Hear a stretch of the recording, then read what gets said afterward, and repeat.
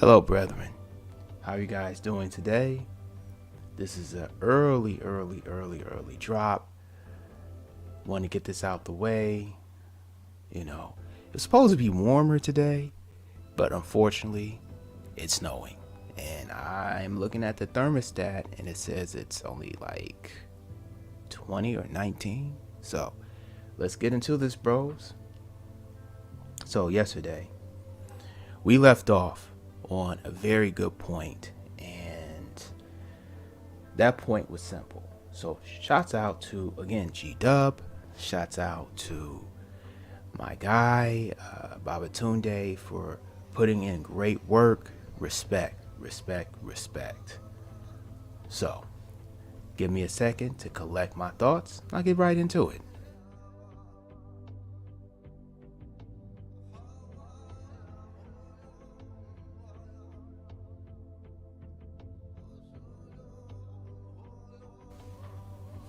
Okay, so what is a community? Well, we were discussing what a community was yesterday. And what was the definition?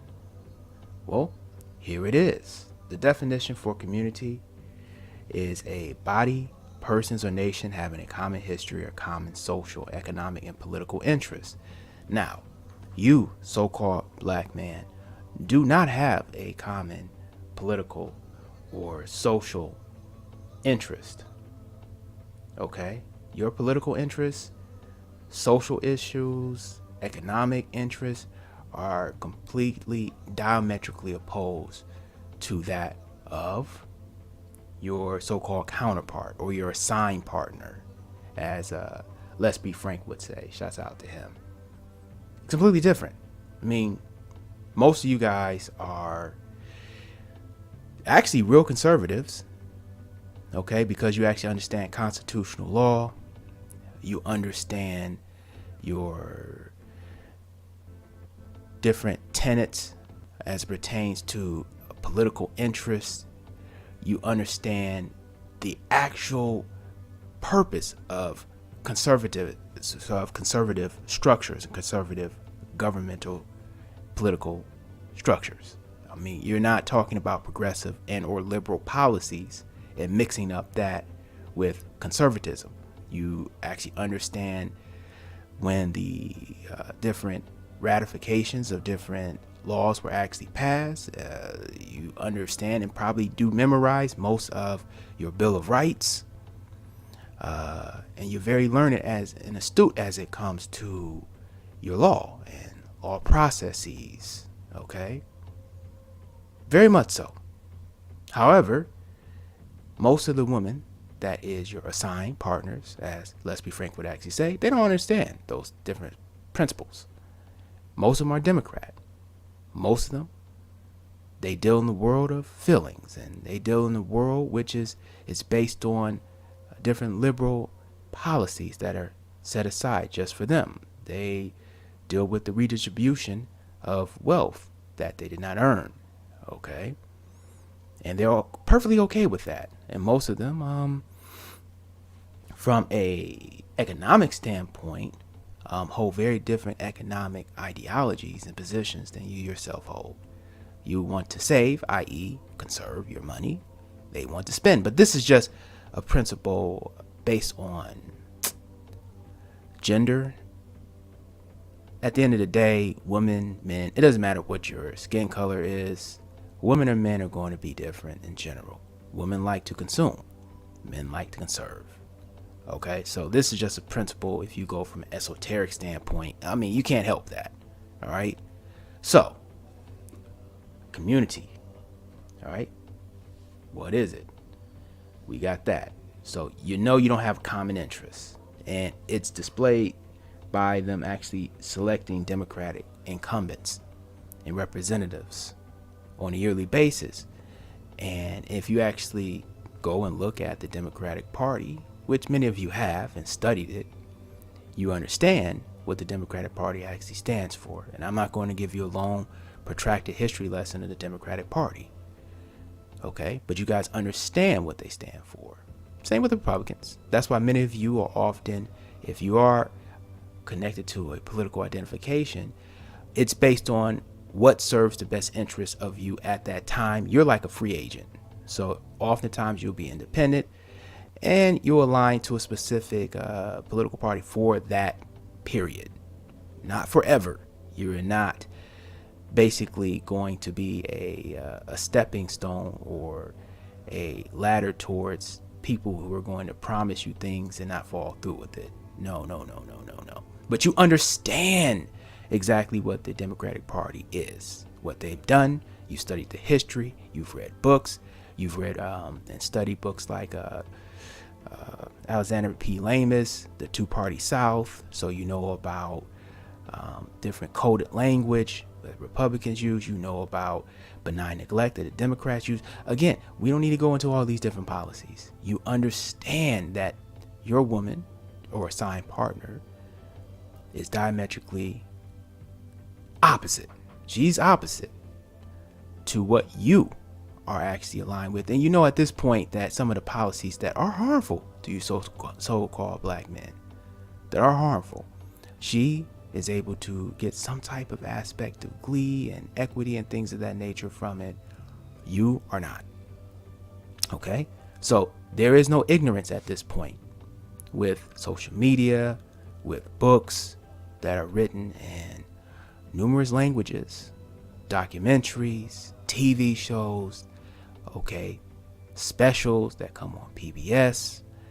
Hell, it's even taught in the halls of university and academia, because most of them have to take different courses in order to actually graduate from college, specifically with their liberal arts degrees. Some don't, take the courses seriously, but they are still told at least the basics of what the political system and the history with the political structure, specifically the Democratic Party, has been. They at least get the basics, okay? So we can't actually use ignorance at this point and I don't know what you're talking about. No, they know exactly why they're voting for those specific candidates, because of the history that has actually come before them. So we're going now back to the Negro. Okay, so it was a Negro church. All right, so let me take a quick scroll down, make sure everything is being heard. Okay, so you guys pretty much gather the gist of that. Any type of questions or anything like that, hit me up. Okay? So, page 74, you had the National Negro Business League. These institutions that we mentioned right before we left off were actually connected to the so-called community or the church that actually aided and helped in gaining power, equity, land, business, grants, etc., etc., etc., etc. That helped so-called black men, which is why they're in the church. They often use the church as an organizing point for those different communities, because you had a lot of Aboriginal or indigenous so-called black people or persons that really did not believe in Christianity. Most of them had their own spiritual systems. Just saying. All right. Okay. Page 76. The Negro Church was. Let me scroll down. Let me take a quick.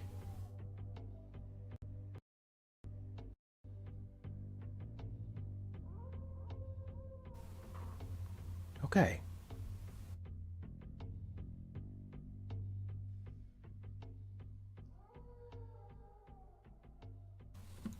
Okay, so the Negro Church has lost most influence of social control. Why?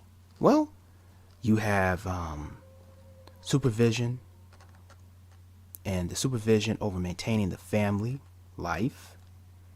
Okay, so that was one aspect, because your family life had changed dramatically because you went from a two-family household to a single mom household.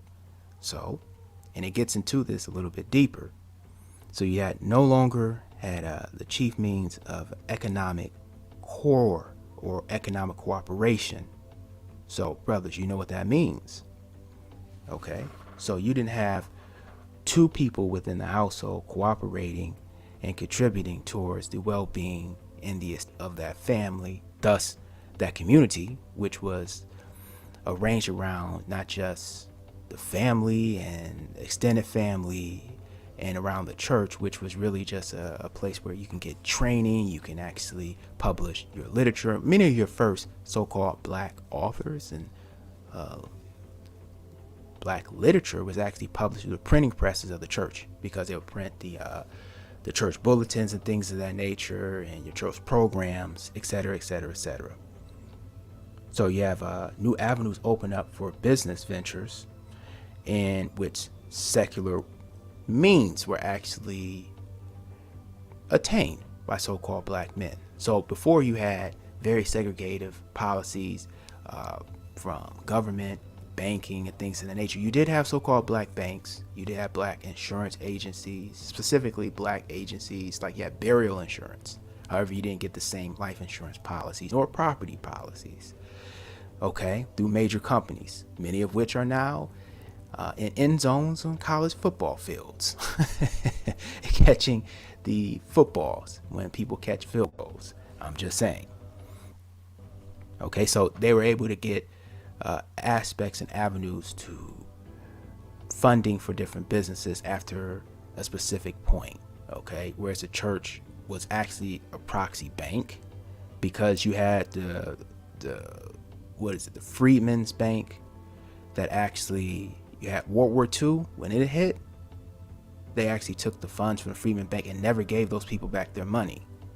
So if you actually look at inflation and you look at the value of money, what it was then and now, that's billions. That's billions that's actually owed to the investors, most of which were men who were farmers, businessmen, business owners, and they put money into that bank only to have it taken and never returned. Okay.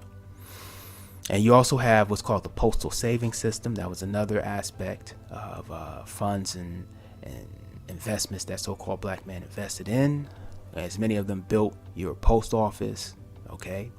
And if you look at some of the pictures in your major cities, once the post office were actually open, specifically with stone and brick masons, they were not Europeans that built most of those post offices in major cities. Now, in small cities like, I don't know, Who Cares, Minnesota, and Who Shot Johnny, Wyoming, and Big Sally, Wyoming, and stuff like that. You know, I'm just making up these names, but they probably did have, white guys building these things. I don't know,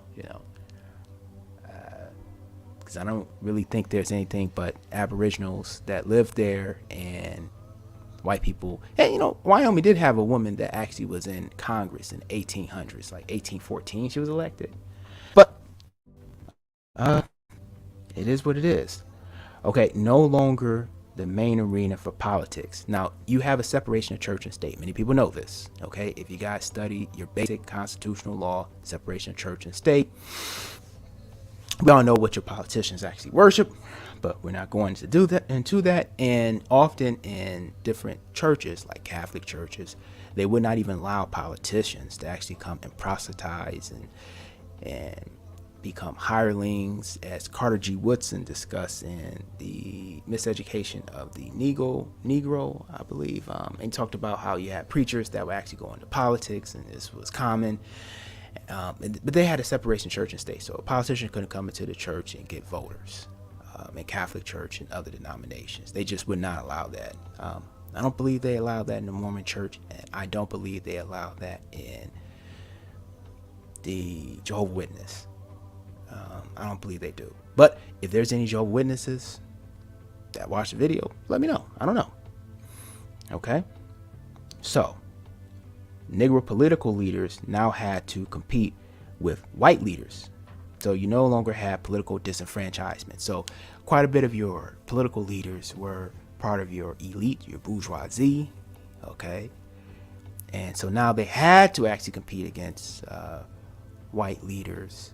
And you would say, whoa, I thought black people couldn't vote. Well, black people did have the right to vote, okay? During slavery, if you were free, especially because you had a lot of Europeans that actually came over that were so-called black, but they took the white status, and they were probably as dark as Damon Hansu. But at the end of the day, they did have the right to vote. They established schools. They sent their children off to Europe to go get education. Some were slave masters. Some were actually captains of industries. They did everything from shipbuilding to actually using ships and going from place to place and committing trade with different organizations. They were fur traders and trappers. They did everything. They were blacksmiths and accountants and all that. So yes, they did have the right to vote and hold office. However, with de facto segregation and Jim Crow laws, many of them were stripped of their right to actually vote and hold office at the higher levels, unless they could pass. And you have a lot of them that did pass. Still to this day, you have some of them that are passing. They're not really white. And that's for another video, subject for another video. Okay. No longer a refuge. So the church no longer became a refuge for so-called black men. And the wall of segregation came tumbling down. And really, what are they sending me a message for right now? So the wall of segregation came tumbling down. And that was due to the fact where you were trying to push more globalist policies, and you were trying to actually push for a unique aspect that you are currently headed to. So they were trying to push different Luciferian principles and things of that nature onto the black population. So they had to actually end a lot of those segregated policies. Plus, money and wealth and capital was concentrated and pulled into the hands of so-called black men. Whereas if you can move them up to northern states and areas which already had businesses established, eventually they would sell their business in order to integrate into other people's businesses. Thus, a lot of the businesses that so-called black men had, quite a bit of them got shut down. Okay, quite a bit of them did, because their grandchildren moved up to the north, and so they couldn't take care of the farms, and they couldn't take care of the sawmills and wood mills, and they couldn't take care of the restaurants and hotels and things of that nature and different businesses that were built, because they're too busy integrating. So it is what it is. Page 179, 190. This is what was interesting, and shouts out to SKC. He actually had a poll. Go check it out. Okay, Black Manifesto, aka reparations, in detail, about 500 million, and that meant that it was about $15 per Negro. So this was all the way back in the day.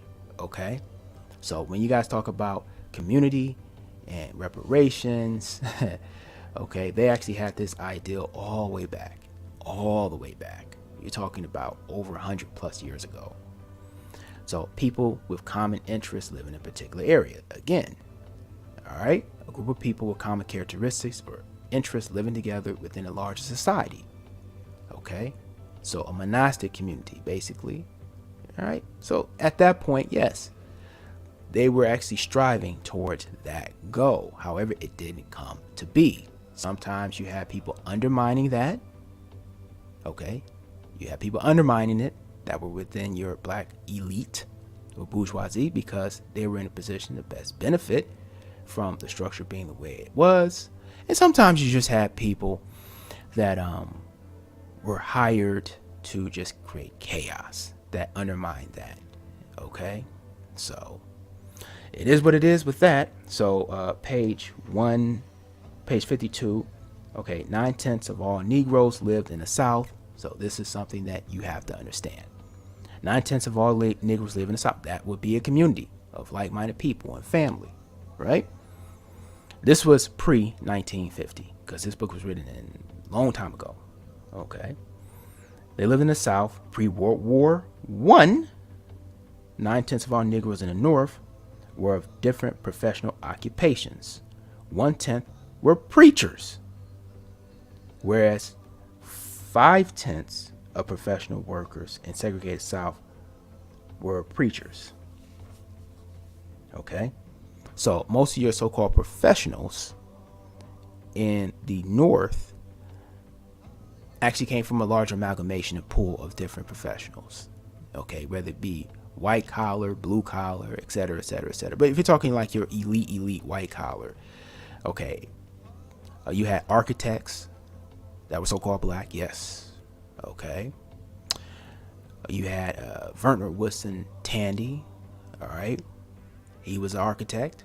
You had numerous so-called black men that were architects and engineers, chemists. Of course, you had someone like, well, he wasn't doing it in before World War One, but you had Dr. Percy Julian, who actually pioneered physostigmines, okay, which pioneered the low cost of arthritis medicine, fertility medicine, also pioneered low cost of ibuprofen, Tylenol, Advil, because they had to actually grow it from a plant at one time. It's an alkaloid, and now they can actually chemically produce it. And he worked in Chicago, and that would be the North.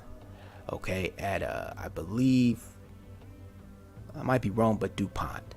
And DuPont may be located in Chicago. If I'm wrong, please correct me. This is just going off the top of the dome. Okay, so in the South, it was more of a plantocracy. You did have a lot of historically black colleges and universities that did exist down there.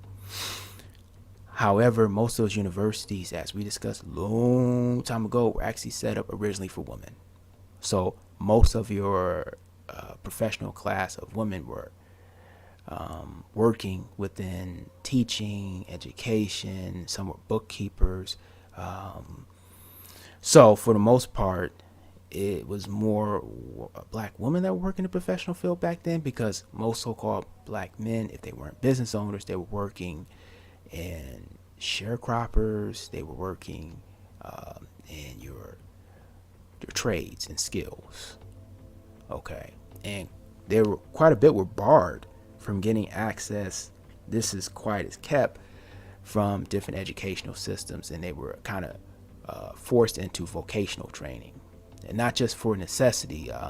They were denied grants, they were denied scholarships to actually get access to higher education. If some were lucky, they could actually earn enough money and they can pay their way through college, but there was very little, if any, grant money and scholarship money set aside for them. That was a shame, and that's something that that's kind of a sad story. But so there's a lot of so-called black men that were very, very, very bright. They just never got the opportunity, and some had to actually leave out of school early because they had to take care of the family. Okay, so a lot of them didn't get a chance to complete their education because they had responsibilities for family. So they had the IQ and acumen, but it was based on the Mohawk Conference. We discussed that years ago. Okay, so community.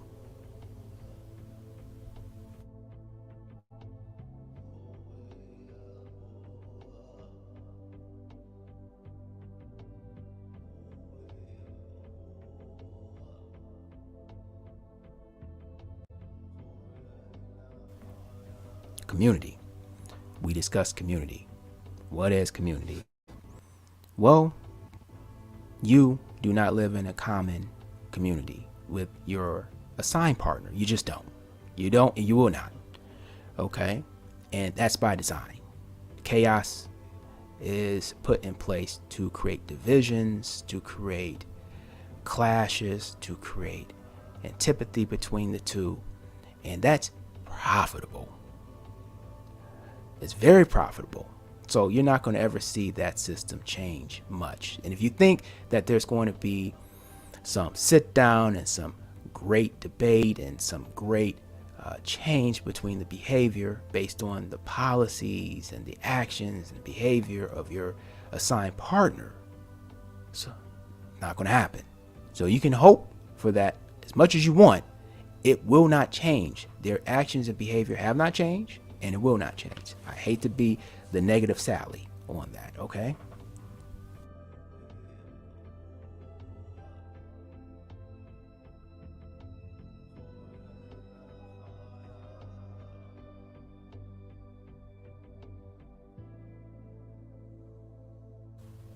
So, I'm not going to be negative Sally or a chatty patty on that. So, for the most part, they're not going to change their behavior because they're incentivized to behave and to act in a specific way. They're also not going to be given what's called accountability, not on a legal aspect, not from the courts, not from the police. So they will continue. Unfortunately, you have a situation with Ryan Coogler, who actually bastardized the Black Panther. Because if you guys do read the Black Panther comic book, some do, some don't. Came out in the 60s. Okay, yes, it was written by a Kabbalistic Jew, Stan Lee and Kirby. And you have aspects of Kabbalism in there. All right. And for the most part, it was later on in the writing of the Black Panther comic book that you had the Dora Milaje. This is like towards the 80s. And they were basically like Secret Service, you know.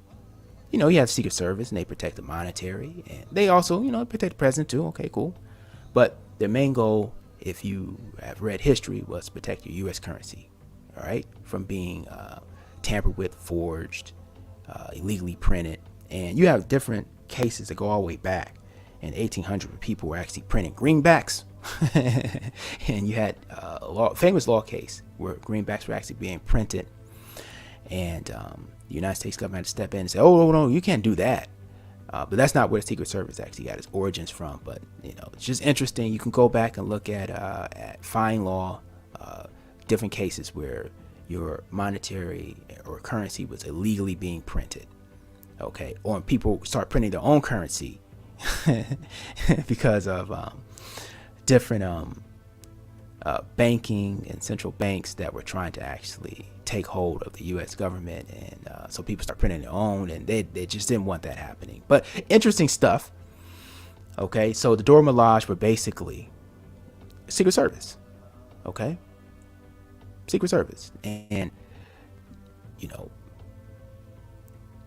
T'Challa was actually a genius, a master strategic general, so he could actually out-strategize all of his opponents. His military acumen and knowledge was that of like Hannibal. Okay, so he was brilliant. Was an inventor. He was quite adept. Okay, very skilled. Hand-to-hand combat, very knowledgeable. Did not need really much of any assistance. So his secret, what you would call the Secret Service agents, that being Dora Milaje, they were actually sent on different missions to gather information, basically almost like a spy, like CIA, things like that. That's what their main goal was. They weren't super athletic. They were, trained to actually gather information, blend in.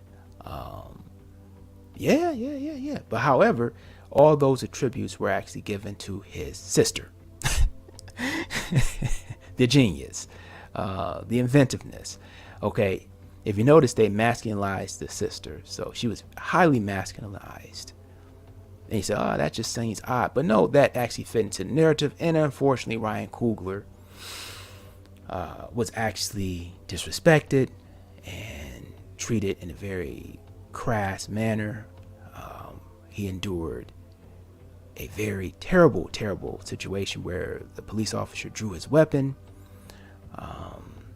could have discharged and shot him possibly. And for the most part, at the end of the day, I wish no ill will on him. He has done some good work, but unfortunately, he put that out there, and unfortunately, by him bigging up, or basically goddess worship, so-called black women. And really, he doesn't really put a deified black woman per se. That's more or less goddess worship. And he understood that by actually taking the film to that point, that it would get women into the theater. However, Black Panther's a Marvel movie.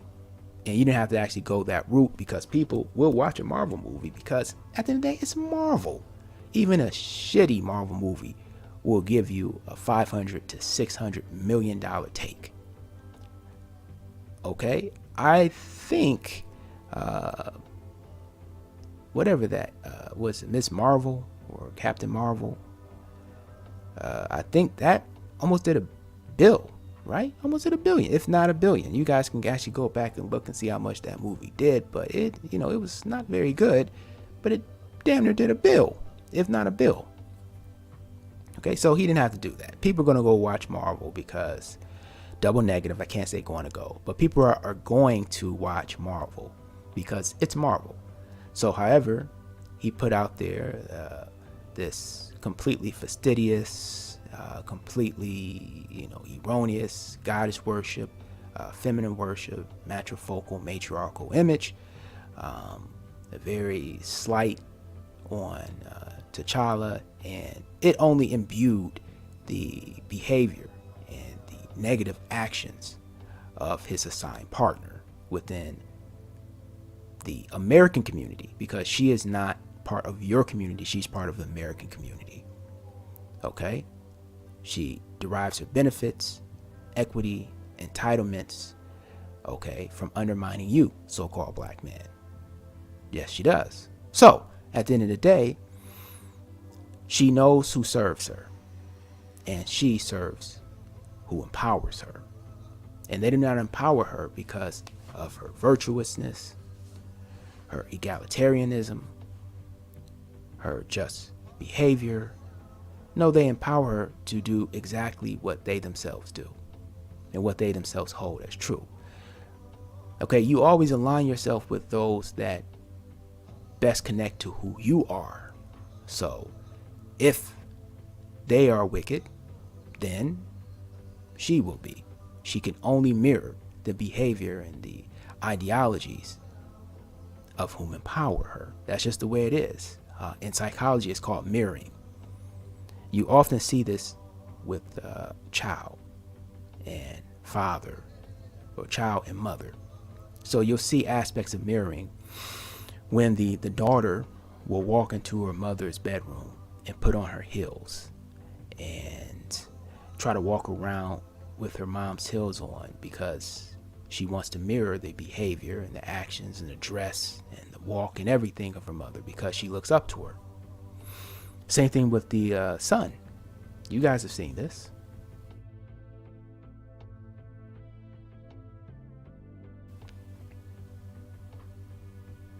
You've seen young boys actually mirror their fathers by trying to follow their gait, their walk, to wear their hat the way their fathers wear their hat, to tie their tie the way their fathers tie it. Hell, you even see little kids, little boys, when their father are getting ready for church or work, you'll see them taking a little toy shaver and their father giving them some little foam, some shaving cream to put on their face, and have a little toy shaver, and they'll be shaving what does not exist. Facial hair. You'll see the little boys trying to shave their face just like their fathers would in the morning time or when they go off to work. Okay, it's just the way it is. You'll see them copying mannerisms, females that have daughters, and the males that have sons. You see them copying their mannerisms, copying different statements and words that they use and different slogans. It's mirroring. And you often see mirroring as it pertains, if you're going to go on the double negative, if you're headed towards the dating and mating market, aspect of psychology is mirroring. So if there's a woman that's truly interested in you, when you're going out with her, you'll start seeing mirroring. Basically, you pick up your glass when you're drinking, and you may not even thinking about it because it's you're thirsty. And I don't mean thirsty like she's got you thirsty, you know. Hey, what you do with your tallywhacker, what you do with your thing, hey, that's on you. But I mean, like, you're actually physically need water. You're thirsty, you know. It is what it is. So you pick up your glass of water and you'll drink it and you set it back down and you'll be engaging in a conversation with her. And then you might even notice it on like the second time when you pick up your glass and she'll pick up hers. It's subconscious. She's actually looking at you and she's mirroring. She's not even conscious of it. Your actions and behavior because she's so into you. She actually likes you. Mirroring. So you might actually brush the side of your face because a hair may fall from the top of your head or something like that. Okay, because you just got your hair cut and you get irritated, so you brush the side of your face because you just had a fresh cut and it fell off the side, or maybe it was on your jacket and it fell onto your face and you brush it off, and you might actually see her mirror by brushing her face too on the opposite side. It's weird, but it happens. Mirroring occurs. Okay, so that woman is going to mirror your behavior, and she will mirror the behavior and the actions of those who she actually admires. Yes, so she admires those that are in positions of power politically, corporate wise. So she'll mirror their behaviors, and she'll often go over the top to prove her allegiance to them, which is not necessary. So she will drag you under the mud. She will cast you into the brimstone and fire, okay, of hell. She will see you as the devil itself in her depictions of you, okay, in order to satisfy, satiate what she believes is the fantasies and the desires of those that are in positions of power. So she'll go over the top. So instead of just painting you as what you are, she'll say, well, he's this criminal, he's this thug, he's this super thug, this killer. In her novels, her graphic novels, in her movies, in her shows, okay, within her ideological structures, which are really not based on anything other than occult and arcane things that she thinks is based on woman entitlement. No. When you actually go at the core of these different things and the leaders, what they actually represent, what they worship, she's actually not cognizant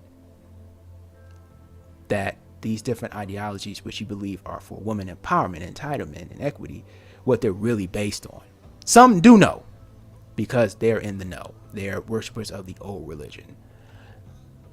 Okay? But most do not. They don't understand the deep and dark aspect of what they're actually doing. So they will go above and beyond to show their confederation and allegiance, which those in position of power don't even need that. They already know what the truth is with so-called black men. And they know that she's capping. They know that she's lying. But because it creates chaos, it creates division, it creates a breakup of a community, they will allow it to happen because they can benefit. They can sell her an extra house. They can get her to consume more goods to fulfill the emptiness that she may have inside from not having a community or a structure. Okay? They can miseducate her children much more easier because she would send them to public schools. Now, if she had a community or a family, she would teach them at home. She would be at home. She wouldn't have to work. And feminism's main goal was to get the majority of the population, because I've looked at the census statistics, and what I found was that there was a majority of women. Specifically, right in between World War II and the tail end of World War I, you had more women. You had the Depression. You had more women that were coming in as immigrants. So you have former women, and they were sitting at home. They couldn't be taxed. They wanted to get those women out in the job force. Now, so-called black women were working mostly. Some were not, but most of them were working.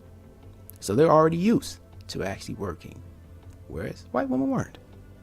So you have people that are in corporatocrat positions, and it's like, oh, we need to get half of these people that aren't working, because they can consume more goods, we can tax them, we can actually immerse them within different principles that go against the formation of family structures. We can cut into their actual birth window. So when they get in the job force, they'll have to work a certain amount of hours, and we can feed them a lie.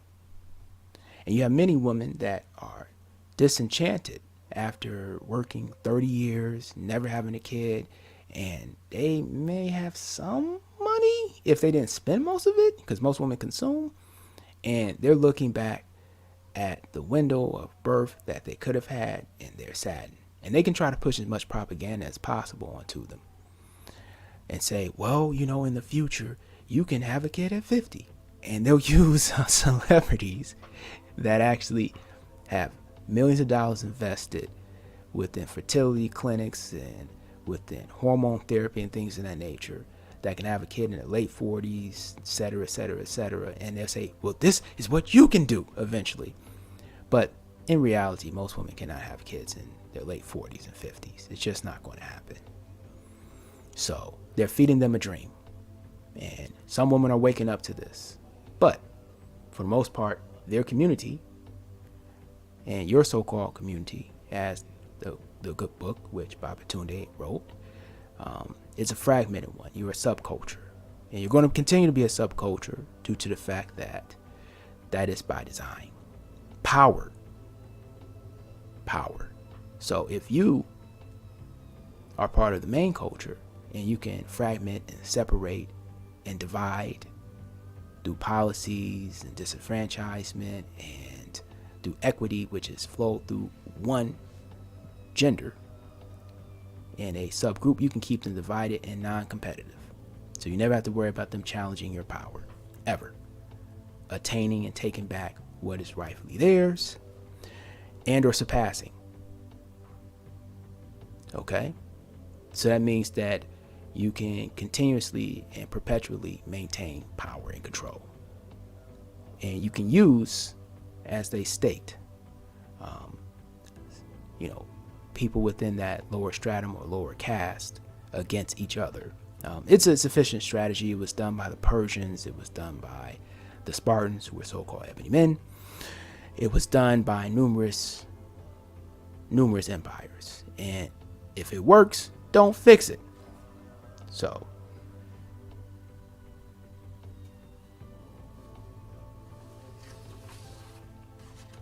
as it was stated, an asset is only as valuable as it is effective.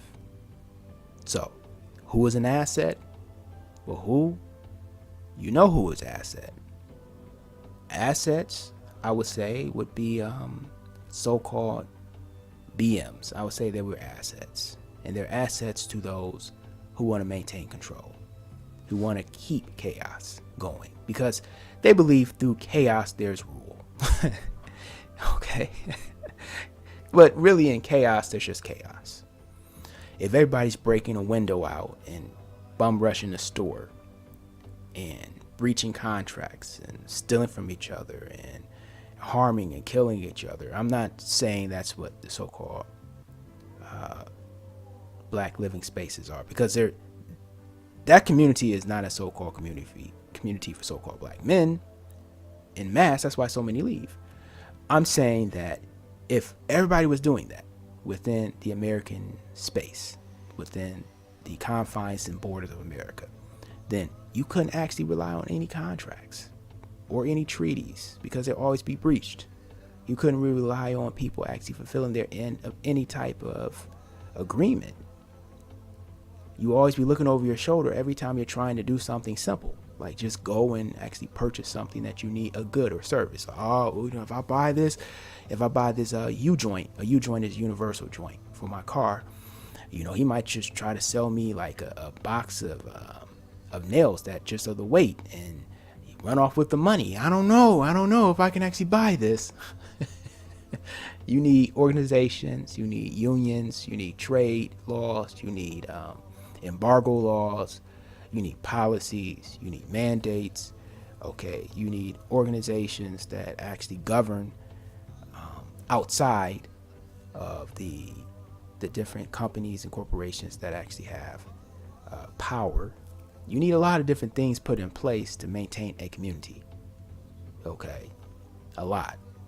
And one of the main things that my childhood friend, who actually is an architect, what he said is that there are a few things that are necessary for any community, which is not in that definition that I just read off. And you don't have it. And most people, it'll go over their head. You know what it is? I'll give you guys 10 seconds to think.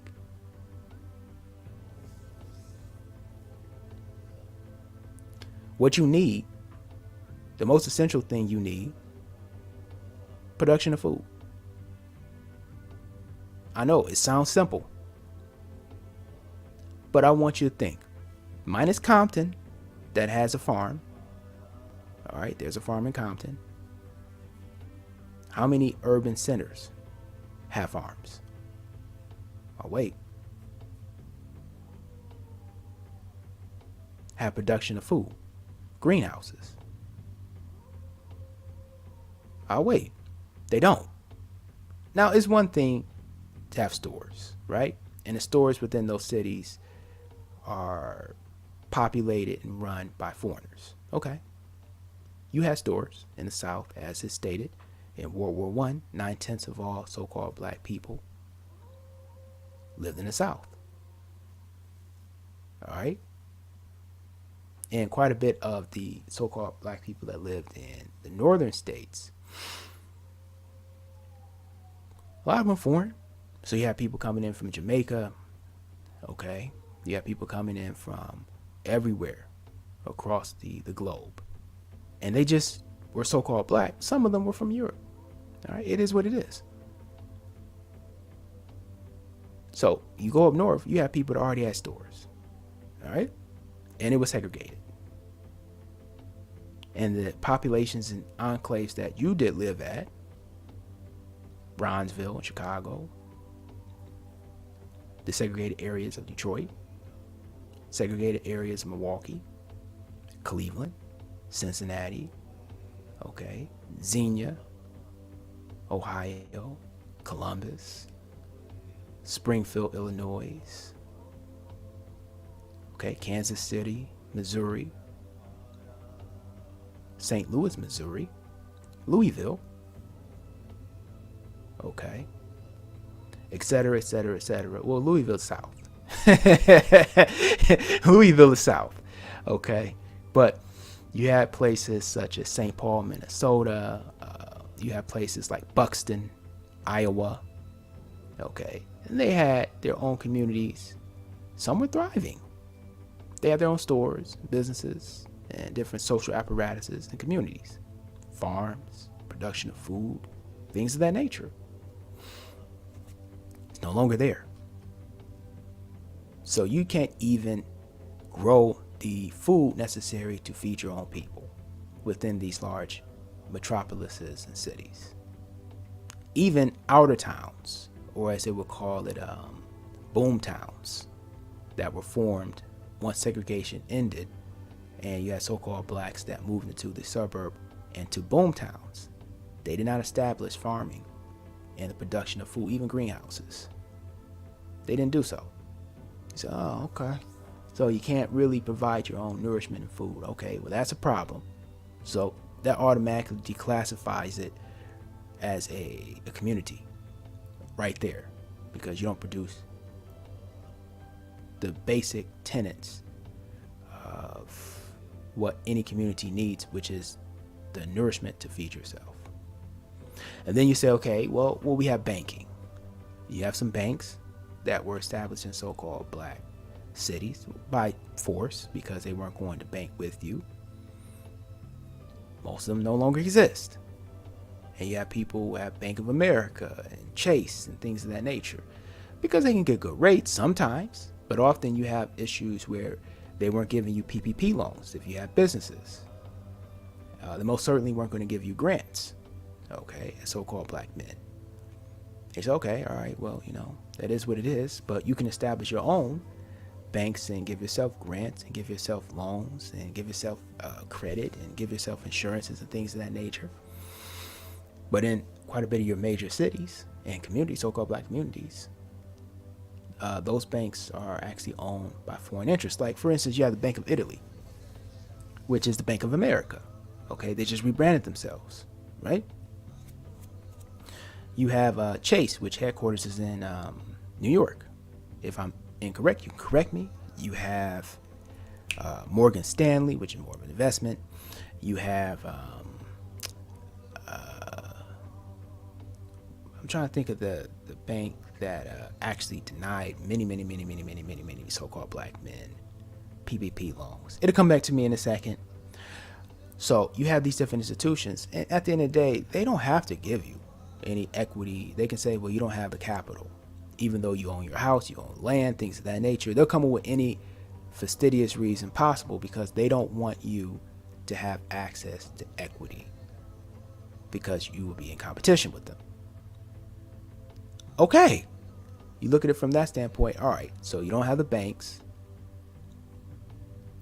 Okay, nowadays, online banking, you create your own online bank and you have different cryptocurrencies, things of that nature. All right, and you have ways of actually NTFs and things of that nature, but you don't have a production of food in said community. You don't grow your own food. Okay, and the so-called black farmers finally, after most of them had died out, got some semblance of a judgment for the different policies that were harmful and the different government grant and aid that was supposed to be given to all farmers, but was denied to so-called black farmers. That happened. But most of them died out. And most of the farmers are so-called black men. Then and still now. Okay, when they fought for that and they didn't get it. So you can't feed your own people because you don't produce your own food. Okay, they're not going to be given the same farming equipment and things of that nature that white farmers and other immigrant farmers come in and get. Okay, which is apropos to what has always occurred. Okay, your community does not really exist, and then you have your assigned partner, shout out to Let's Be Frank, that will call the police on you, like Ryan Coogler. She'll call the police on you to embarrass you, to possibly harm you, to threaten your life and livelihood and well-being. Okay, possibly end your life and well-being. Okay, that's not a community. Not at all. To me, what that looks like is a very harmful place that you must actually, as so-called black men, put yourself in position to where you're not in that situation or dealing with that type of behavior or action. It's just logical. If you're a biological apostate that's a determinist, you should put yourself in the best position, as Dr. Kitty Cockroach would say, of maximum safety and advantage. You want to put yourself in a position of advantage. You don't want to be a biological apostate that is a fatalist. You don't want to say, oh, well, there's a hurricane coming. Oh, well, I'll just bunker down. You don't want to say, well, I'm terrified of earthquakes. Well, I'll just go live right next to this tectonic plate that always shifts. Oh, well, I don't really want to, live next to this small southern town because it floods a lot and I can't swim. But I'm just gonna stick it out and hopefully I can blow up this raft in time. And no, you want to be a determinist. Look, if you don't want to be in an area that's flooding all the time, you move uphill, or you move to a part of the country where it's dry as a bone, or you're on a plane. You're in Kansas, okay, and there's nothing in Kansas and things like that but just flat land. Okay, the land is flatter than a phone book. That's how flat that land is. It's flatter than a white woman's butt or a phone book. That's how flat it is. Shouts out to the flat woman that have no posterior back there, right? And not all white women are flat back there, but a large amount of them are. And a large amount of so-called black women nowadays they're not packing back there either. Okay, for all you brothers that think that all black women are thick like that, that's why them surgeries are actually popping up from those BBLs, because a lot of black women, they're flat in the back. It's like looking at a phone book on the road in Kansas. They're flat. All right, so at the end of the day, brothers, the community is best for you to be around like-minded people or persons. So you want to be around like-minded brothers that hold the same vision, that hold the same goals, that hold the same political, ideological, economic goals as you. So you have brothers that talk about they help out younger brothers, that are working in different fields, and they do courses, but really they're helping people that are more like them. So they'll see a young brother that's in, like, let's say there's a person that's in IT. They'll help young brothers that are actually already in coding. They'll help brothers that are graduating from college in a specific field they're in because they're more like them.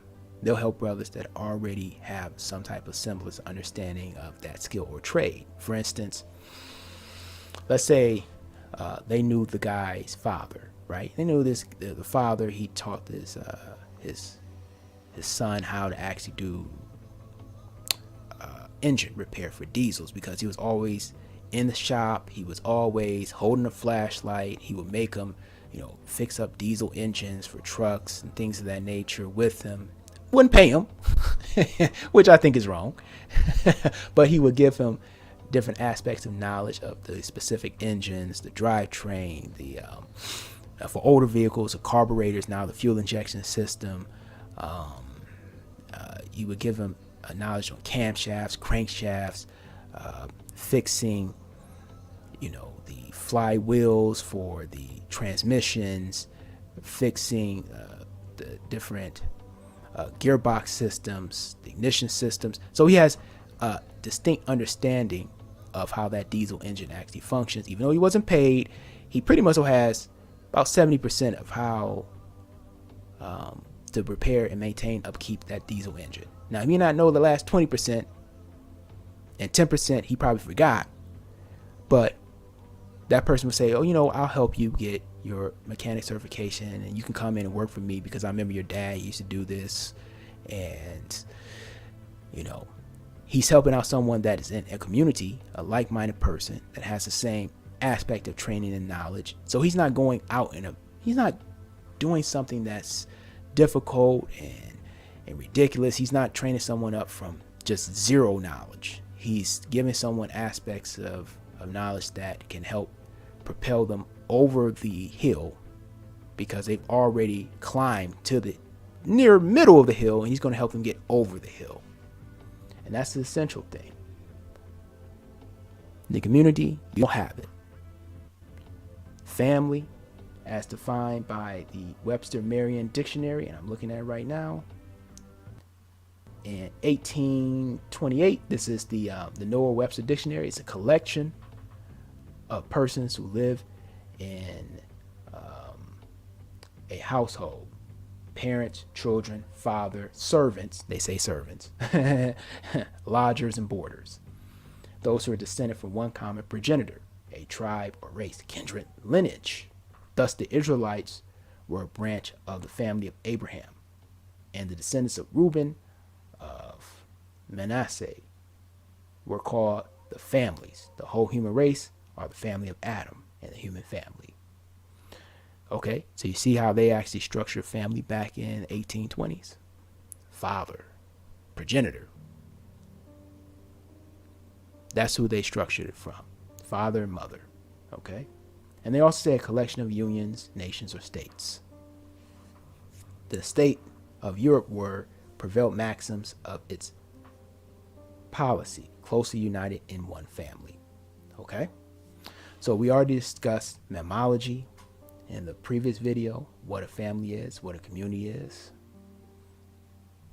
All right. Interacting population of various kinds of individuals, such as species and common locations. Okay, so that is your community, and mammalogy is a distinct breakdown of people, persons. Well, not people, but mammals, which is 6,000 different subspecies within the mammal family. Okay, from bats to rodents to great apes, deer, which are called a specific type of mammal, and off the top of my head, I can't remember all that by heart. So, brothers, we've reached the hour point. I hope you enjoyed this. You now know exactly what a community is, and that you so-called black men are not in that community. So you must create your own. You must do what's best for yourself and your future. Don't think of yourself now. Think of 5, 10 generations. Your betters don't think in aspects of 5 years. They think in aspects of 100 to 200. You must hold that same belief, and you must follow that same principle. So, you must save yourself, put yourself in the best position to thrive, and give yourself the best opportunity in establishing a community and establishing a family. And that might mean you may have to venture across the globe, because where you go, your culture goes. You are the culture. You create it. That woman is just a transmitter of it, much like a radio. But you need the towers, you need the frequency, you need electricity, you need the program director. These are things that you are. She simply is just a radio. All right? You can go anywhere you want to on this globe. You can travel. You can find somebody that does not create chaos, does not call the police on you, is not dismissive, is not rude, temperamental, destructive, that is not aberrant, that is not set up as a non-balancing force meant to create just a terrible situation for you to live in and under. You want peace. You want order. You don't want decay and disorder. You want a community and a family that can actually sustain wealth and grow it, not spend it and separate it and segregate it. You want to be around someone that holds the same values that you purport, that does not destroy life, builds it, or doesn't hinder you from building said life and said future that you have actually encompassed and thought of. So, brothers, I wish you well. I love you all. Keep your heads up. I'm out. Peace.